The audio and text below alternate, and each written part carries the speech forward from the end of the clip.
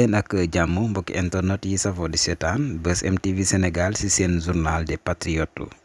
Bonjour patriotes du Sénégal, na ngeen def dama leen di ñëwal ci communiqué conseil des ministres bu tey mercredi 12 juin 2024 dafa guddee na ay minuit lañu ko génnee. Alors président Bassirou Diomaye Diakhar Faye bu mu jëlee kàddu ñëwaat na ci li nga xamante ne moo di barigo pétrole bu njëkk bi nga xam ne Sénégal génnee na ko mu ne officiellement Sénégal nekk na pays buy produire pétrole depuis le 11 juin 2024. Monsieur le président de la République nee na lii na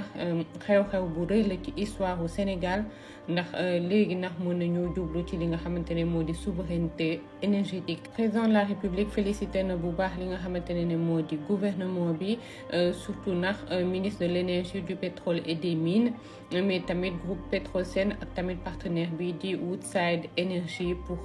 li nga xamante ne moo di liggéey bi nga xam ne def nañ ko depuis bi ñu commencé projet bi en 2020. Président de la République wax na premier ministre ak ñëpp ñi nekk ci gouvernement bi nañu fexe ba na suñu ressource nationale pétrole ak gaz bi ñu tee ko teewin bu baax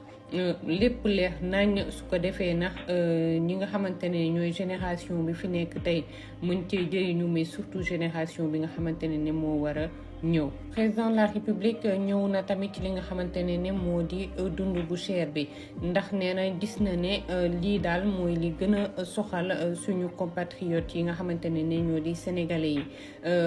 rafetlu na façon bi nga xamante ne noonu la ñu gérer li nga xamante ne moo di mbir mi depuis le 2 avril mu ne gouvernement bi ak surtout ki ko jiite muy monsieur le premier ministre liggéey nañ bu baax ak acteurs économiques et sociaux yi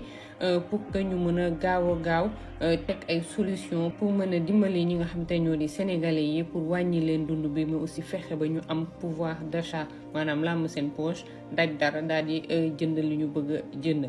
Président de la République wax na monsieur le premier ministre pour que nu mu gën a gaawee na annoncé sénégalais yi décision yi nga xamante ne jël nañ ko ñoom gouvernement bi ci wàññi dund bu cher bi. wax na tamit gouvernement bi pour que nañu jël disposition yi ñu war a jël yi yëpp pour que bu ñu ko xasee ba annoncé prix yu ñu homologué yëpp nañu ko appliqué fépp ci territoire sénégalais bi. Président ñëw na tamit ci li nga xam ne moo di waajtaayu tabaski bi nga xamante ne ci la ñu nekk moom nag mu ngi déwénati sénégalais yi yëpp muy wax ne ñun ñëpp nañu àndandoo ñaanal suñu réew Sénégal mu nekk Sénégalu jàmm Sénégalu justice Sénégal bu naat te lépp ñu teg ko ci solidarité. Président de la République wax na gouvernement bi surtout ndax ministre de l'intérieur na fexe ba ñu organiser nu mu gën a baaxee cérémonie de prière yi maanaam ñi nga xam ne ñooy nar a dajaloo pour julli ji ci tabaski bi moom yëgle na tamit ne julli tabaski bi mu ngi koy amalee fële ci grande mosquée de Dakar. Président de la République wax na tamit gouvernement bi pour que nañu gën a liggéey ak li nga xam ne moo di cadre juridique bi nga xam ne moo sekk secteur télécommunication ak numérique ñu gën ko dooleel gën ko baaxal pour que sénégalais mën a am accès bu yomb bu baax ci téléphone ak aussi ci internet. Président de la République wax na tamit ki nga xamante ne moo di monsieur le premier ministre na liggéey ak ministre télécommunication ak numérique pour que ñu fexe ba digitalisation bi ñu doon wax ci administration bi mu daal di yemb su ko defee liggéey bi gën a mën a yomb ñu tamit protéger li nga xamante ne moo di secteur numérique bi. Président de la République wax na gouvernement bi yëpp nañu gën a jàppale entreprise privée yi di liggéey ci wàllu numérique ñu dimbali leen ñu développer surtout ndax ñi nga xam ne ñooy entrepreneurs yi ak start-up yi maanaam ñi nga xam ne ñooy dooru ubbi seen ay sociétés yu ndaw yi ndax ñooñu tamit dañoo bokk ci li gën a baaxal économie yu suñu réew donc nañ leen jàppale gën leen dooleel. Président de la République wax na tamit ki nga xamante ne moo di monsieur le premier ministre pour que na taxawal conseil national du numérique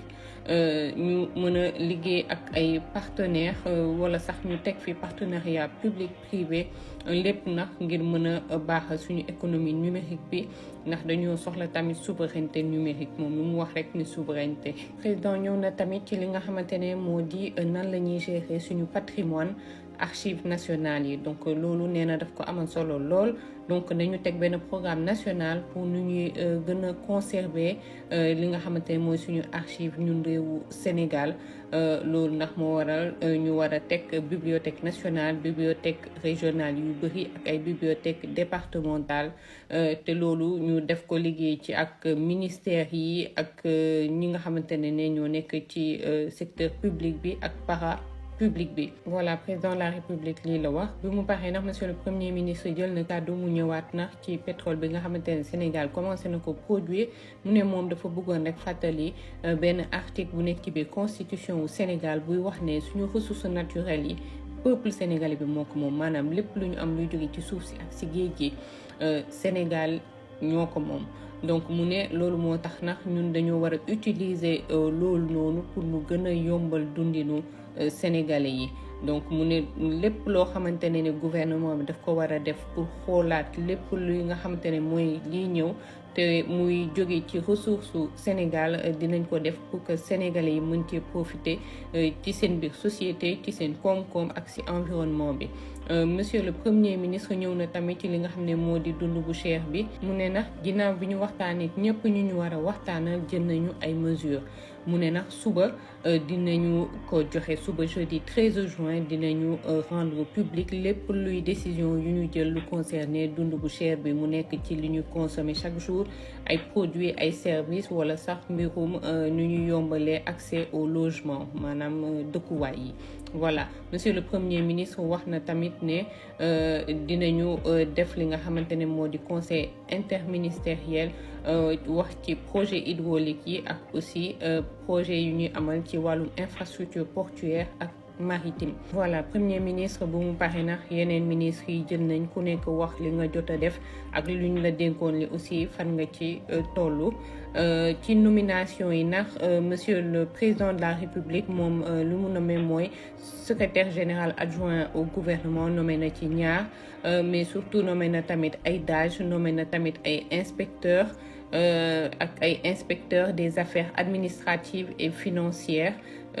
Voilà yooyu mooy nomination yi am tey donc ñi doon xaar ay DG ak ñoom seen tey loolu amul day ñëw voilà lii mooy communiqué conseil des ministres bu tey mercredi 12 juin 2024 ciao. jaa ngeen jëf moo ngi noonu mbokki internet yi safoo di seetaan Buzz M TV Sénégal jaajëfal na leen bu baax si topp bi ngeen di topp seen bi bu leen di fàtte abonné bës cloche de notification bi su ko defee contenu bu bees bu ñu dugal ngeen daal di si mën a jot. moo ngi noonu mu nekk lu am solo prix yi daal jàpp nañ ne incha allah du yàgg dara moom dinañu fexe ba mu wàññeeku comme ni ko premier ministre bi waxee woon rek Ousmane Sonko waaye tamit nag nañu bàyyi xel que ne daal mbir mi bu seeree bu ñu fàtte que ne nag bitim réew boo xoolee lu si bëree bëri dañ koo jéggaani kon nag pour mu yomb dëgg daal nañu fexe ba di jëfandikoo li ñuy bàyyee ci réew mi boobaa moom